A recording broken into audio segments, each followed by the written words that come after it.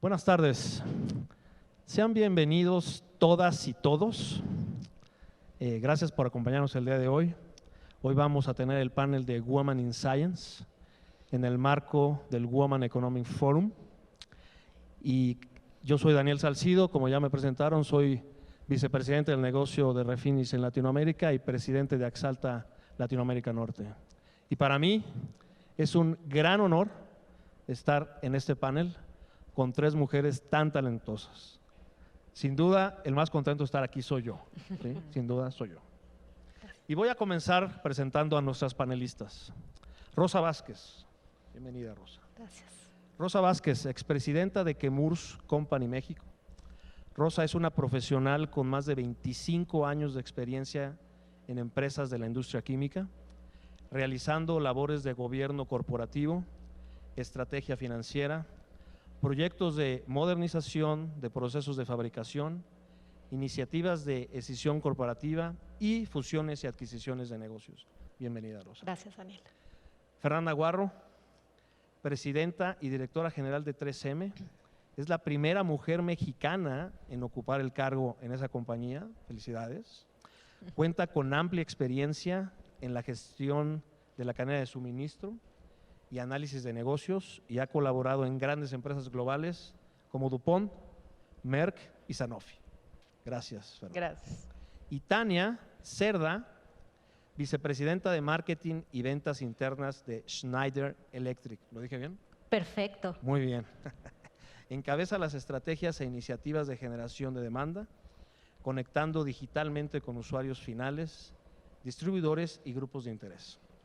Asimismo, está a cargo de las actividades de inteligencia de negocio y ventas internas, con lo que contribuye para aumentar la participación de la marca en los mercados mexicanos y centroamericanos. Bienvenida, Tania. Gracias. Bienvenidas todas. Gracias. Gracias.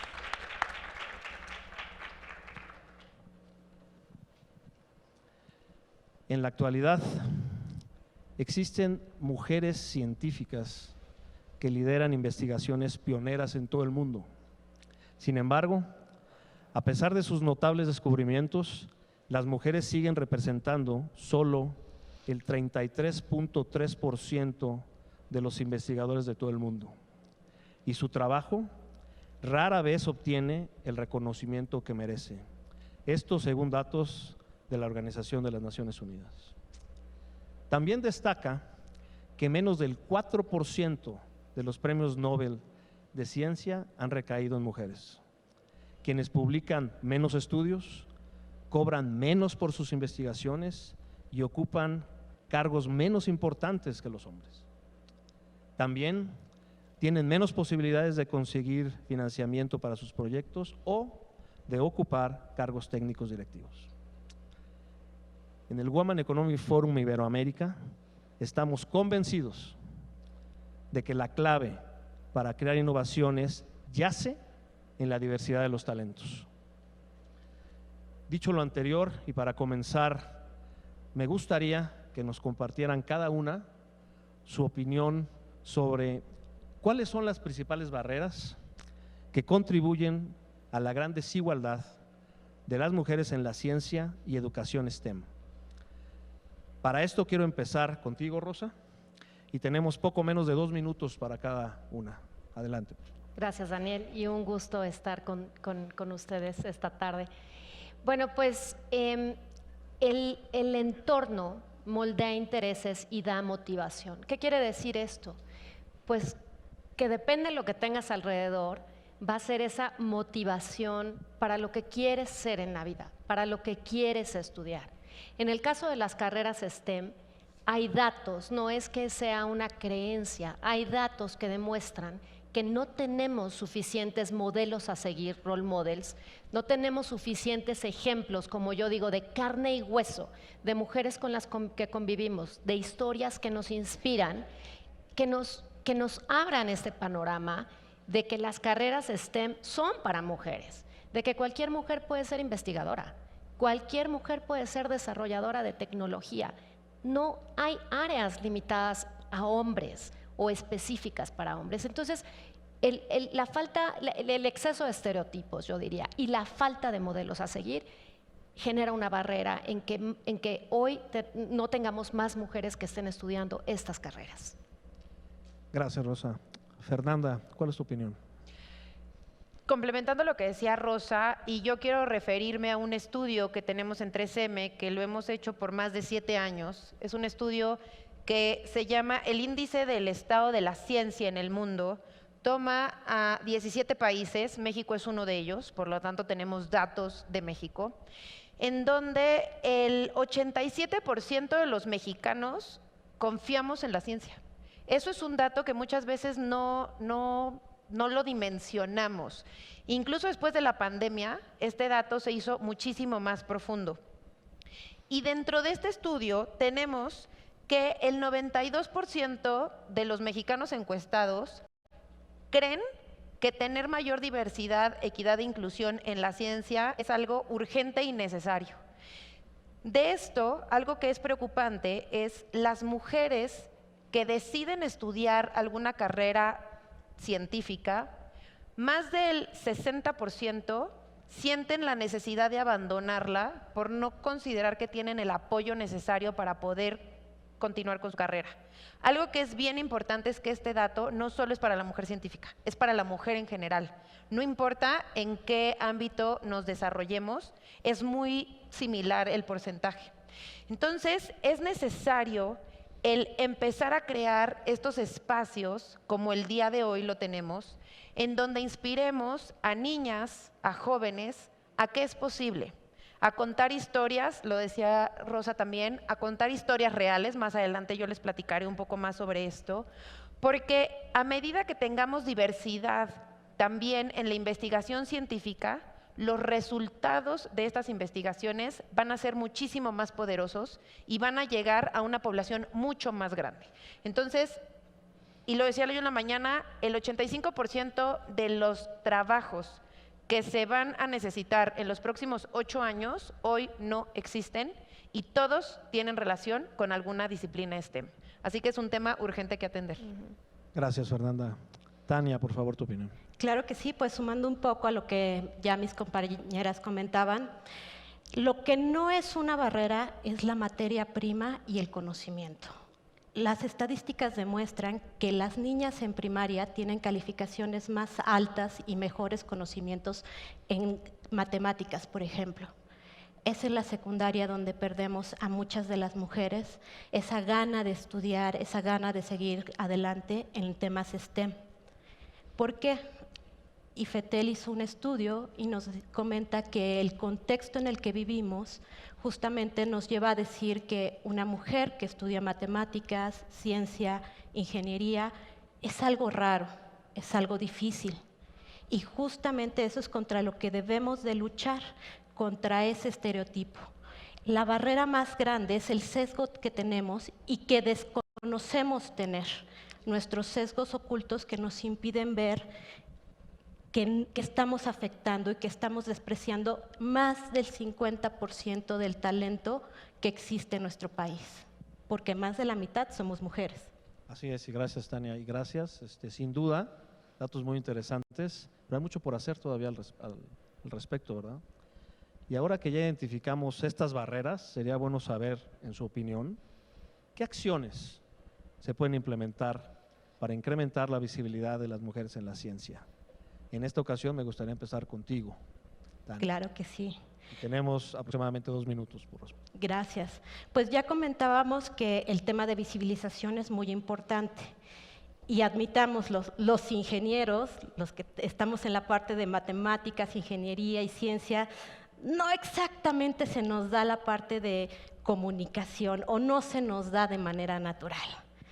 Ahí es donde la diversidad y la inclusión vuelve a ser nuevamente muy importante. En Schneider Electric yo tengo el gusto de trabajar con un equipo sumamente especializado en comunicación, en mercadotecnia y en estas áreas, y juntos podemos lograr justamente ese reto de poder visibilizar cuáles son las mujeres, cómo aportamos diversidad y justamente cómo este valor se traduce en la parte monetaria para que más y más empresas nos sumemos a esta actividad.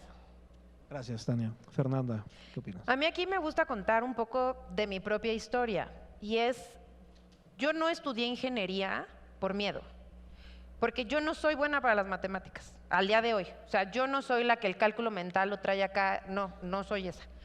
Y mi cerebro funciona como la de un ingeniero. O sea, yo soy una administradora de empresas atrapada en el cuerpo de un ingeniero. Y algo que creo que es bien importante decir, siempre podemos reencauzar el camino. Sí. ¿Qué sucedió en mi caso? Repito, yo estudié administración de empresas, pero después me empecé a especializar mucho en supply chain, que supply chain es principalmente datos, ingenieros industriales, etcétera.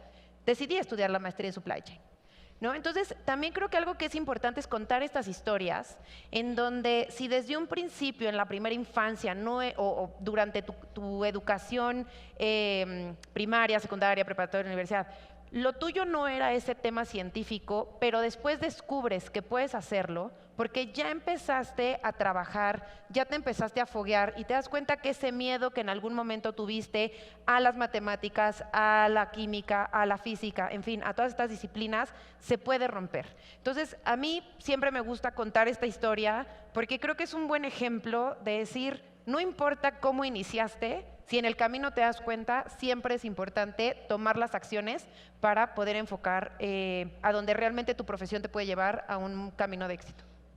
Extraordinario ejemplo, gracias. Rosa, tu opinión. Bueno, ¿qué podemos hacer? ¿Qué tenemos que hacer y por dónde tenemos que empezar? Tú dabas un dato muy interesante, Daniel, que es real. Es esta falta de visibilidad a los esfuerzos de las mujeres, es esta falta de reconocimiento a los logros de las mujeres. Y es real, publican muchísimos menos artículos de ciencia de mujeres que de hombres. Hay muchos menos becas para carreras, para doctorados, para maestrías, para mujeres que para hombres.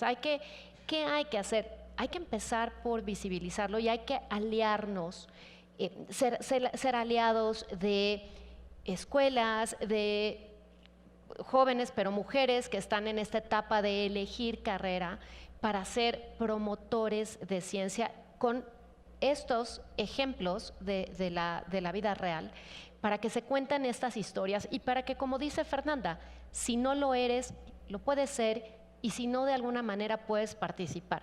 Solamente les daré el dato dramático de dónde está México y por qué tenemos que hacer algo hoy. En solo 6 estados de la República se concentra el 50% de las mujeres en carreras STEM, en solo 6. ¿Y por qué en 6 y no en todos? Pues porque hay más industria que las demanda. Entonces, ¿cómo hacemos para...? A ver, perdón, STEM no es ciencia física nuclear, los médicos son carreras STEM. Necesitamos médicos en todos los estados, necesitamos químicos, biólogos, matemáticos, entonces hay que visibilizarlo, hay que promocionarlo más y hay que reconocer más los logros de mujeres en STEM. Muchas gracias, gracias a las tres por la respuesta. Increíble lo que comparten con el foro aquí. Estoy totalmente de acuerdo con ustedes, pero yo agregaría algo también. Tenemos que trabajar en esa mentoría también. Claro. Y yo siempre hablo de que en determinada parte de la carrera tenemos que empezar con un mentor, tenemos que terminar con un mentor, pero en algún momento en esa etapa hay que tener un sponsor. Y el sponsor se vuelve fundamental para las mujeres que quieren ingresar en la ciencia. Tenemos que buscar esos sponsors. Muchas veces nos olvida y pensamos en la mentoría nada más. Hay sponsors, necesitamos eso, ¿no? Pero gracias. La siguiente pregunta para mí es muy importante. Y es muy importante porque yo tengo 2 hijas, ¿sí? Y todos ustedes son líderes en la industria científica. Pero ¿cómo pueden convertirse en referentes de niñas y futuras generaciones para que se planteen la posibilidad de dedicarse profesionalmente al ámbito científico? Esta vez empiezo con Fernanda.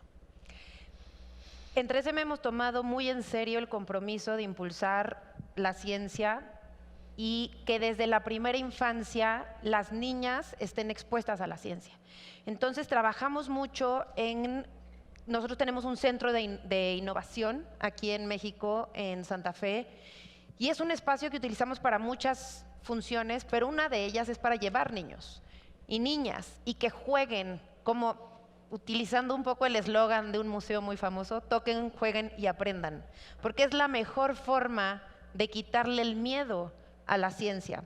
Entonces, eso es para mí algo que se experimentan y aprenden a hacer un volcán y aprenden cómo pueden con un globo y bicarbonato inflarlo, que son cosas de pronto tan simples, pero que desde ahí les empiezas a despertar la curiosidad. Y siempre poner la pregunta, ¿qué pasaría si? Quien tiene el ADN de la curiosidad, por naturaleza va a buscar la innovación y va a buscar la ciencia. Y son dos factores primordiales para seguir impulsando a que más niñas y más jóvenes decidan escoger una carrera STEM como parte de su desarrollo. Gracias, Fernanda. Rosa, ¿cuál es tu opinión? Pues yo de verdad creo que debemos de aprovechar esta gran visibilidad que tenemos, las plataformas que tenemos oportunidad de participar, para ser activistas y embajadoras de temas de ciencias, de temas STEM. Y realmente algo que tenemos que compartir y que, bueno, ser más claras es en esta transformación laboral que ya está aquí. Lo platicábamos antes del panel, ya está aquí la necesidad de tener un perfil distinto de profesionistas. Hay que hablar de estas transformación digital, donde vamos, que ya es una realidad, que ya la pandemia aceleró y donde vamos a necesitar muchísimas más mujeres en telecomunicaciones, en informática. Entonces, hablar de este momento que estamos viviendo y hacia dónde vamos para prepararnos más rápido para ese futuro que ya nos alcanzó. Gracias, Rosa. Tania, por favor. Tenemos que ser más intencionales. Menos del 7% de los referentes en ciencias son mujeres. Somos víctimas del efecto Matilde, que niega justamente el reconocimiento a las mujeres.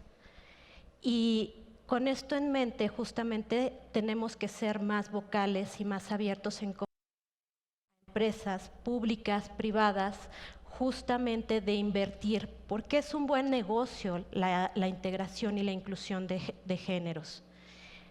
Y en este sentido, ¿en qué tienen que invertir? En derrumbar los paradigmas que hoy se tienen. Hay muchas excusas para no dar equidad. No hay suficientes candidatas. ¿Cómo vamos a tener candidatas mujeres y preparadas si no hemos hecho ninguna actividad para desarrollarlas? Si siempre postulamos exactamente el mismo tipo de perfil y si nuestras empresas no se han adaptado de manera correcta para tener un ambiente que sea amigable con la mujer. Ofrecemos capacitación y desarrollo en lo que nuestro paradigma son condiciones iguales y olvidamos que la mujer tiene muchas veces un segundo y hasta un tercer turno en casa. Eso no es emparejar el camino. Eso nos va a llevar a que nos tardemos más de 300 años en lograr la equidad. Y no nos podemos dar ese privilegio. Tenemos que avanzar más rápidamente porque yo espero que mis hijos, hijas, sobrinos, sobrinas puedan gozar de un mundo más equitativo en donde ellos puedan ser lo que quieran ser, así sea ingenieros o científicos. Gracias, Tania, y estoy de acuerdo contigo. El otro día alguien me comentaba que en un artículo decían que con la pandemia se había retrasado tanto el tema de la equidad que nos íbamos a tardar más de 200 o 300 años, como tú mencionas, en tenerlo. Yo la verdad creo que eso no lo podemos permitir, ¿sí? Yo creo que eso tenemos que trabajar todos en eso, ¿no? Y además creo que ustedes son un buen ejemplo de que se puede. Hoy con esa pregunta, yo estoy seguro que si estuvieran mis hijas aquí, estarían felices de escucharlas y estarían diciendo, papá, yo quiero ser como alguna de ellas. Y hay que fomentar, pero para mí, de verdad, no estoy de acuerdo en que se diga que vamos a retrasarnos 200 o 300 años. Lo tenemos que hacer ya, tenemos que hacer hoy. Y lo tenemos que hacer todos juntos, ¿sí? Muchas gracias. Ahora, ustedes como ejemplo de mujeres líderes en su ámbito, han tenido la oportunidad de trabajar en grandes empresas multinacionales. ¿Cuál es el compromiso que deben tener empresas de ese tamaño, con las nuevas generaciones, para que las mujeres en la ciencia y educación STEM sean visto como normalidad en el país. En esta última pregunta tendremos 1 minuto para cada una y regreso con Rosa.